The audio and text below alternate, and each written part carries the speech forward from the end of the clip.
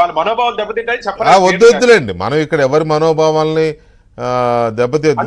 ఈ మధ్య అసలే భారతదేశంలో మనోభావాలు ఎక్కువైపోయినాయి కాబట్టి మన మనోభావాలు దెబ్బతీయొద్దులే గానీ అంత మార్పు వచ్చింది టీటీడీ ఆలయం. మంచిదే, చాలా మార్పు, మంచిదే. కానీ నేనేమంటున్నానంటే గోపాలకృష్ణ గారు, ఇప్పుడు ఆయన చెప్పినట్టే ఎవరో ఒక మంత్రి గారితో 50 మంది 60 మంది 15 మంది 20 మంది వచ్చారు.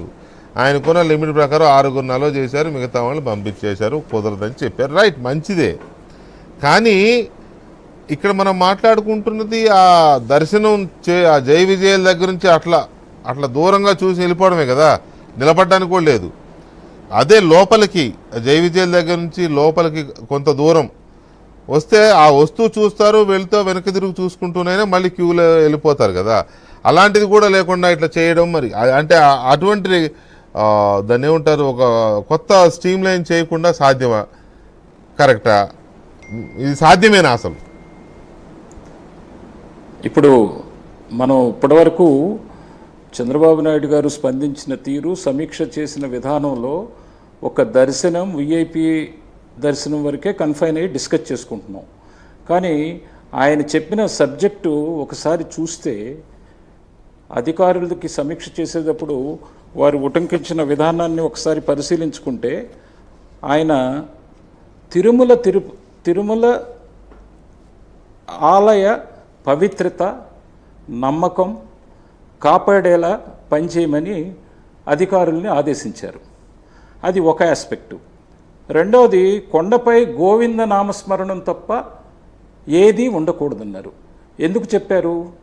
పవిత్రత, పరిశుభ్రత కాపాడాలనంటే, రామారావు గారు రాకముందండి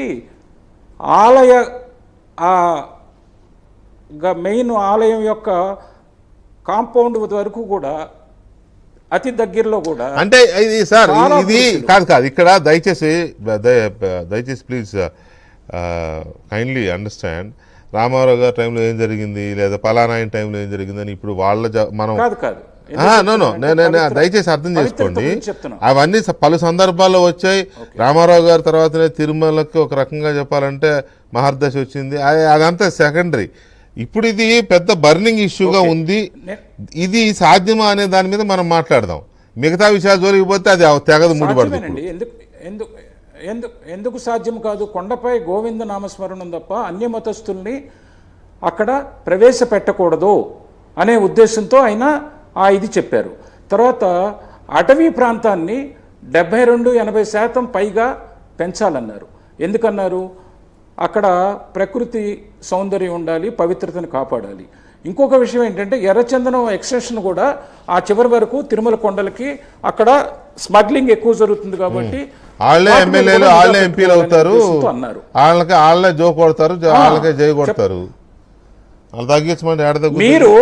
మీరు ఒక సీనియర్ జర్నలిస్ట్గా ఇంత విఘ్నత గల వ్యక్తి ఓపెన్ డిబేట్లో గోకుతున్నారు అని అంటే, మీకు ఎంత ఎవర్షన్ వచ్చుంటే ఆ మాట పదం వాడారండి. డౌటే ఉంది అందులో. దేవుడి యొక్క పవిత్రతని పోగొడుతున్నారంటే అవును, తప్పలేదు.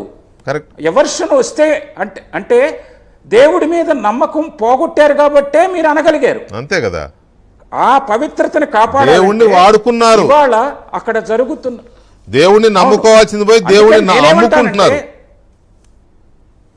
అవును, అందుకనే కమిటీల్లో కూడా దేవుడి పవిత్రతను కాపాడేవారు, గోవింద నామస్మరణాన్ని స్మరించేవాళ్ళు, అక్కడ ఆలయము వెంకటేశ్వర స్వామి మీద అతి భక్తి విశ్వాసం కలవాళ్ళు, హిందూ మత ప్రచారాన్ని వ్యాపింపజేసేవాళ్ళు, వాళ్లే కమిటీల్లో ఉండాలి. ఇది రాజకీయ శిబిరంగా మారకూడదు.